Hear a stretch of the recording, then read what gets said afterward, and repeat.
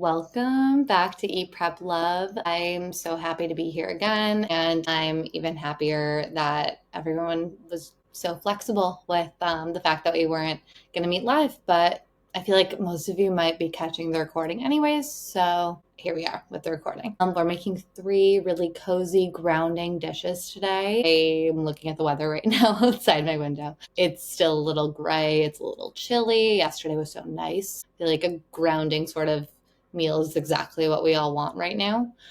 So we're going to be making a molten Japanese sweet potato sort of bowl. And we're going to do a tahini drizzle, obviously. And we'll also put some either to use some broccoli rabe, or you can use bok choy. I'm in like a broccoli rabe kind of mood, especially it's like the little bitter veggies. The bitter veggies like that are so good for your digestion. They're so good, especially right now with spring, which I could geek out over, and I will geek out over through the course of maybe this session or at least the next, or just, I don't know, as long as like spring is springing, I'm going to be talking about all this stuff. So I did broccoli rabe, and then we're going to do some sticky garlic green beans. I know I've shown you guys my sticky garlic broccoli, but these green beans are so good. And who doesn't love a sticky garlic veggie situation? And the third thing we're going to do is a roasted red pepper pasta bake with some breadcrumbs on top. Just like, to me, it sounds like exactly what I want. And I feel like if you're here, you're going to want that too. So let's just get started. Let's just jump right into it. The first thing we're going to do, as always, is stuff in the oven. So we are going to chop our Japanese sweet potatoes into rounds, and then we're going to roast them. So we're going to chop our rounds like this, and they're just like thick-ish rounds. You could also do wedges if you want. I'm doing rounds. Chopping this up. I might actually, you know what? I think I'm going to cut them in half even, just so they roast a little quicker, a little bit more evenly. So chopping this in half. Oops. And this guy with the other one. The oven is already preheated to 400, so it's ready to go. And this, a little something on that. This should take really like no more than like 40 minutes to roast. We'll see how our timing is, but we've been doing so crazy good with our times. Yeah, we'll see. But I'm gonna go put these over onto the parchment lined sheet over here. As you can see, we're just gonna put we're gonna drizzle some avocado oil on here. We'll sea salt it up, give these a good, oops, a little hot. Look at my, and I'm gonna put this in the oven now for, let's start our timer. It's like we're live again. Timer is going to be I'm going to do about 30. I'm going to just do 35 minutes to be safe. 35, not seconds, but minutes. There we go. Awesome. So we did that. And I'm going to flip them halfway, actually. Okay, good thing I can see the timer. So the next thing we're going to do is we're going to saute our greens that are going to go with the veggies, or the sweet potato. This is the broccoli rabe. I cut it really finely. It's just how I like it. You can steam it and chop it up if you want, but this is how I did it. So let's take this over to the stove. And I'm going to bring this with me. Big old pot. Move this back. Oops. Sorry. I'm going to get this going. Yeah, a little bit more light. There we go. Oh my gosh. Nice. Okay. Get this going.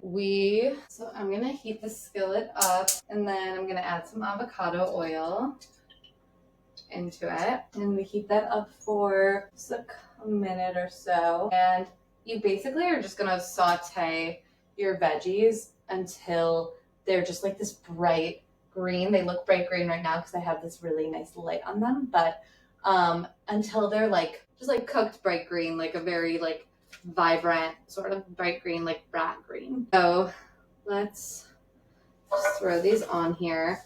So pretty. I love broccoli rabe. So good. Other veggies, here's the nerd coming out.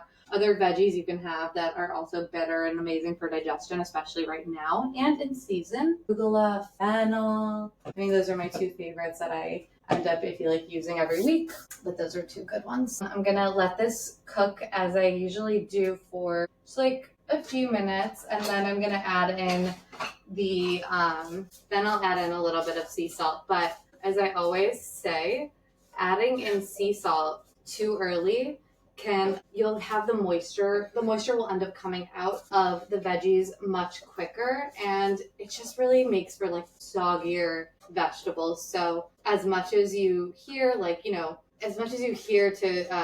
cook with salt, which you should, it's important to also let the veggies heat up, let them do their thing, and the salt doesn't need to be added so immediately, especially if you want sort of like crispier, not so watery vegetables. We don't really ever want that. So I'm gonna let this cook down now that this is all coated in some oil.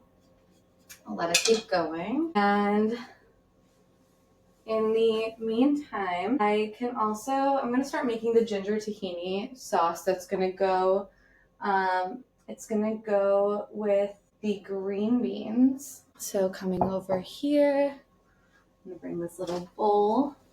Oops.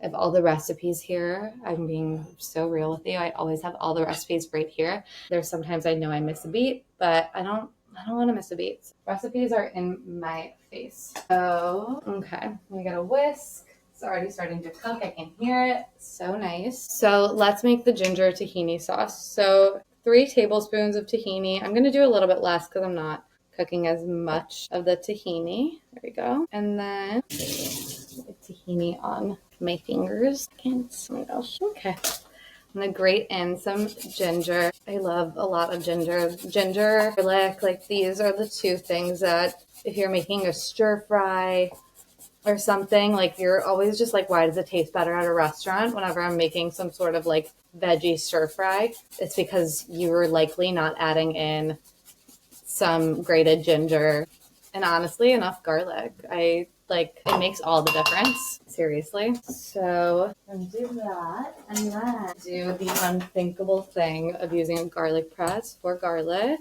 but just like don't want my fingers to get all garlicky. I'm not in the mood for that right now. Oh, got like ginger or garlic in the air. Something. Got our garlic. Enough of that. And then we are going to do a little tamari. I said you can use tamari or coconut aminos. It's really up to you.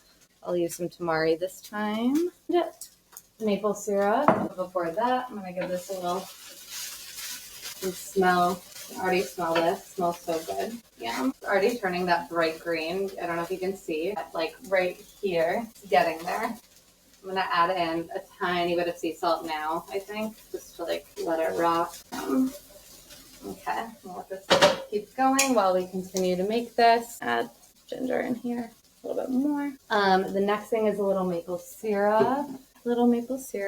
See, we didn't need the coconut aminos as much because we're using maple syrups. For me, the tamari made way more sense. And then we'll do a little lemon juice here. Squeeze this in like the juice of half of a lemon. It's fine if the pulp gets in a tiny bit. I don't mind that at all. And then a little bit of water to even thin this out because we want it to be really creamy. So using like ice cold water, especially with tahini, is amazing. I'm gonna stir this up. Already getting like really nice and creamy. You can see here. It smells so good.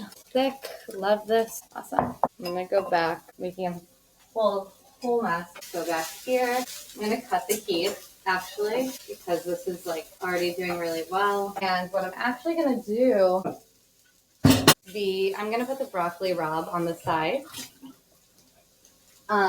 into another bowl, honestly, to get things out of my way. But I just don't need it on here, and I want to show you all the other things we're making. So I just put the broccoli rabe on the side. It's in a little bowl, and I made a little boo-boo in what I said. This sauce is actually for the sweet potato situation, the sweet potato broccoli rabe. The other sauce is just a little similar, which we're here for using for cross utilization, so it makes sense. But I got my wires crossed. So now what we're gonna do is we're gonna make the green bean recipe, or the green bean sauce. So let's make that now. And I already trimmed and like cleaned my green beans, so they're ready to go. I'm gonna put this on the side as well. And I'll take a picture, obviously, of everything when it's done. But the sweet potato situation has another 23 minutes on it. And then I'm not going to put the sauce on immediately because I'm not eating it this second. And I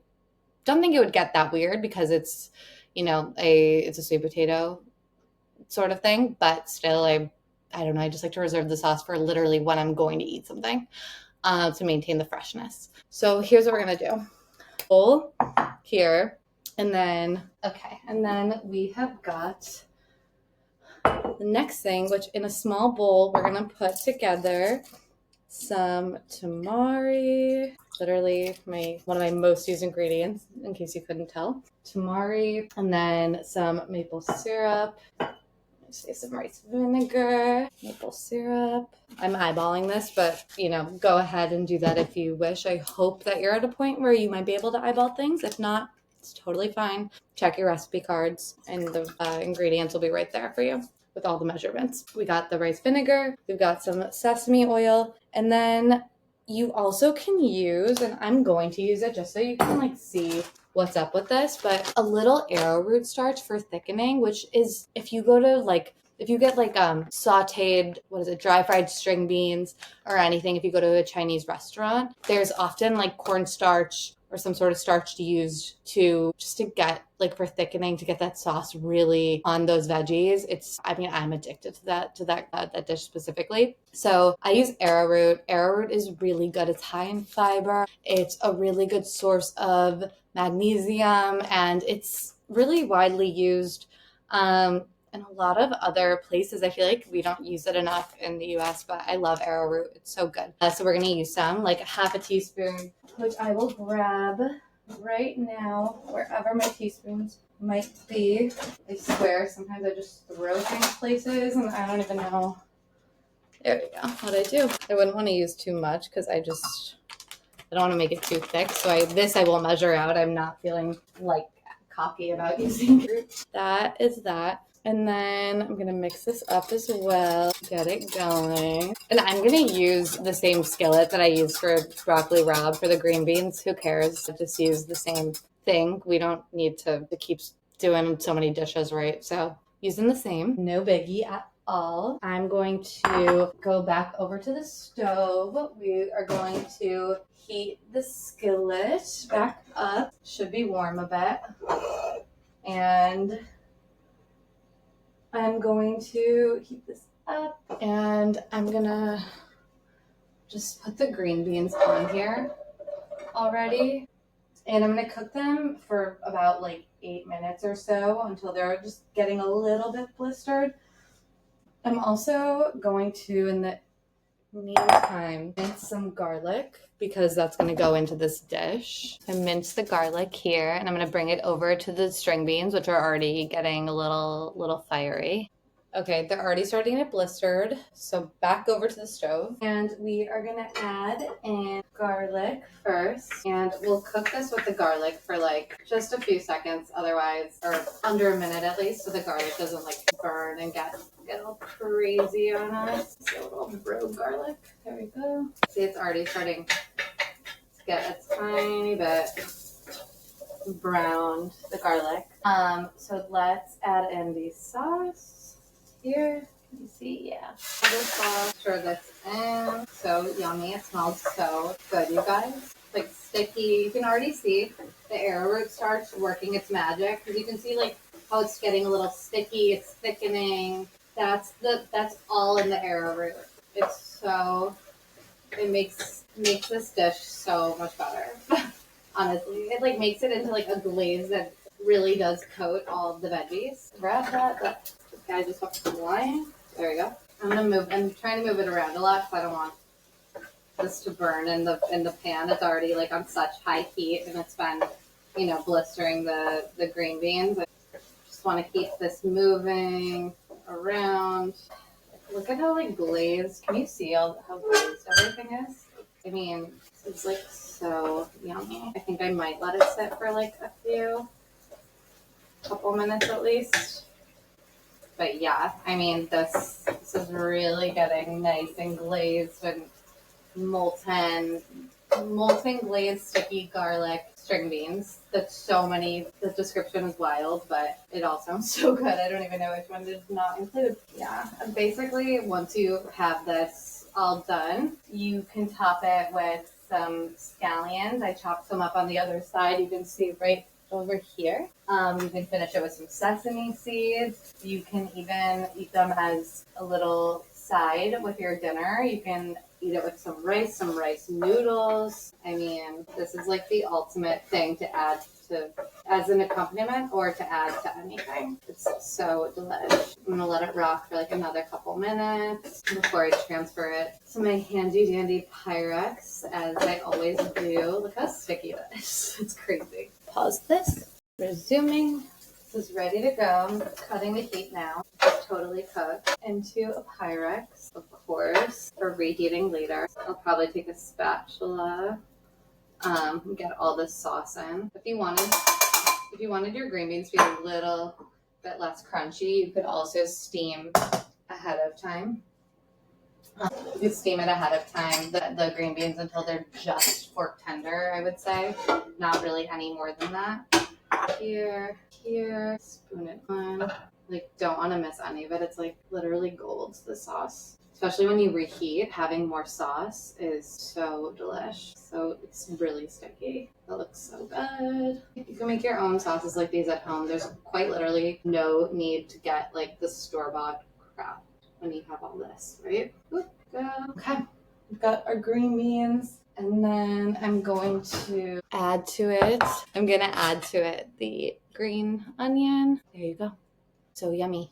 Next thing we're going to make is our pasta bake. We also have 4 minutes left on the sweet potato, but we're going to do the pasta. And I've already been soaking some cashews. I have already roasted the red pepper. So all I'm gonna do is I was soaking the cashews in this so that I could just easily blend it versus using another bowl. No reason to use another bowl. There never is one. So I'm gonna add in bell pepper in here. Rinse my hand off.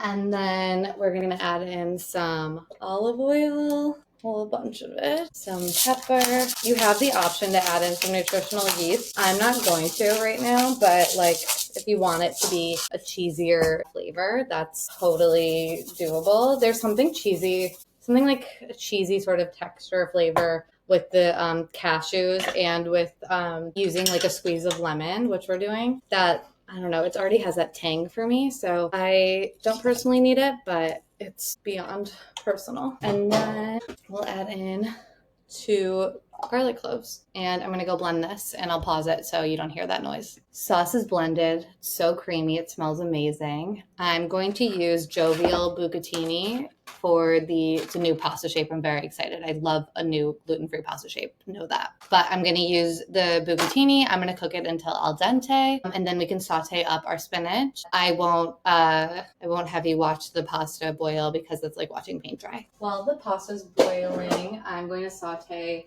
the spinach until it's a little wilted. We have like 4 minutes on the pasta boiling, and I'm like racing against the clock for no reason, but I am. I also want to note, and I'll show you, I took out the sweet potato. It looks epic. I reduced the heat on the oven to 375 so that we can bake the pasta, which I will show you once we're there.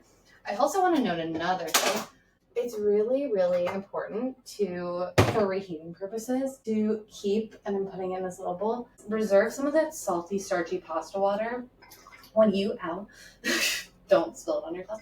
When you reheat pasta, especially, if you put like just a few drops over the top of the pasta, and if you put a few drops and then you put it on broil in the oven for like truly 3 to 4 minutes. It gets that nice crunchy lasagna like top to it, and it's so delish. So I'm all about reserving, especially this kind of pasta dish that's like so creamy and a little cheesy and has the breadcrumbs. It really deserves that too. So this is the perfect moment to do that. Okay, this is starting to saute, and then we will see the pasta should be done in just a few minutes. I love this bucatini. I was so excited when I saw it on their Instagram that they came out with it. Bucatini is my favorite pasta shape, or fusilli, but I really love a bucatini. It's so special. So this so yummy. I'm also gonna add in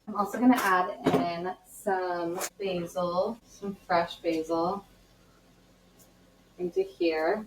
You'll see why it makes sense to do it here.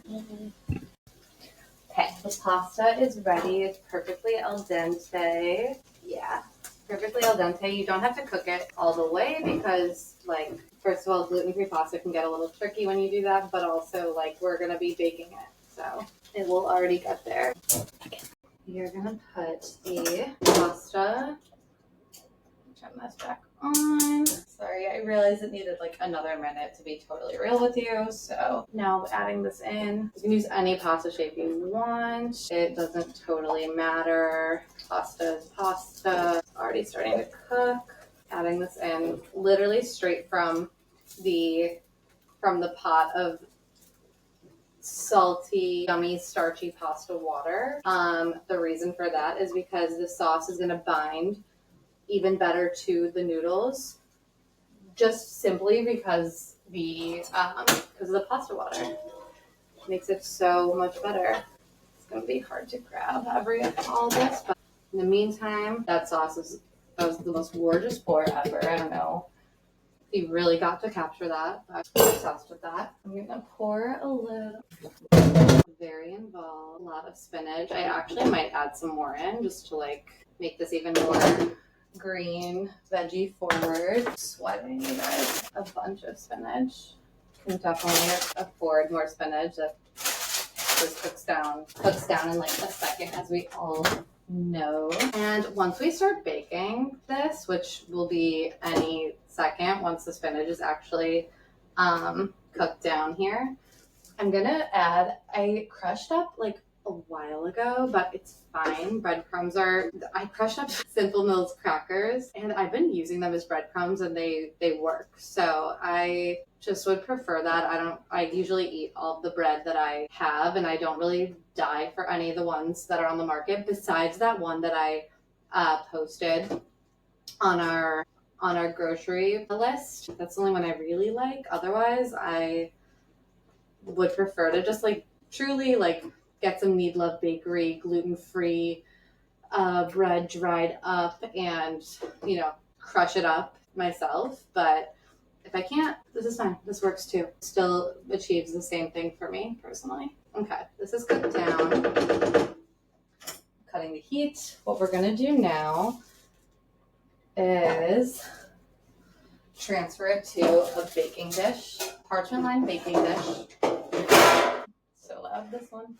And we will assemble. So I'm going to I'm just going to pour it directly onto here. You could also do this in a Pyrex. I can't believe I'm not doing that. That was crazy of me, but I already had this laying out, so I was tempted. Okay, so good. Even out the spreading of the spread of the spinach, and then cover with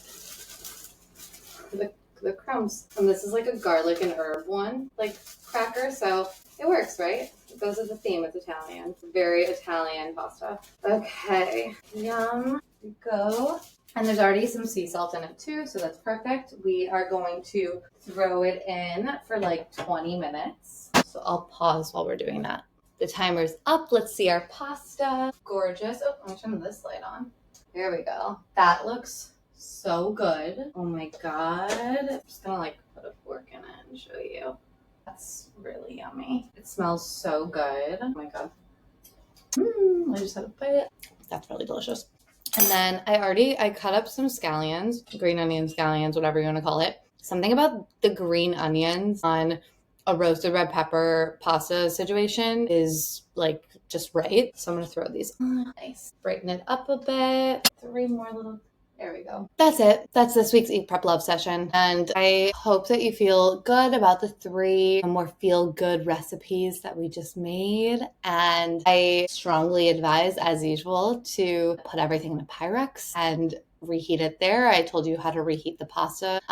Just a little sprinkle of pasta water, starchy pasta water, put it under broil, high broil for like 4 to 5 minutes. So good. The green beans, pair them with anything, have them on their own, pair them with the optional protein that I had already sent you all. That would be so delicious. You could also put it in some noodles if you want to make a noodle situation. And then have your sweet potato bowl. It's so yummy with the tahini garlic ginger sauce and the broccoli rabe. The sauce will make that rabe that's a little bit bitter even sweeter. Everything, and the sweet potato, everything's going to complement each other.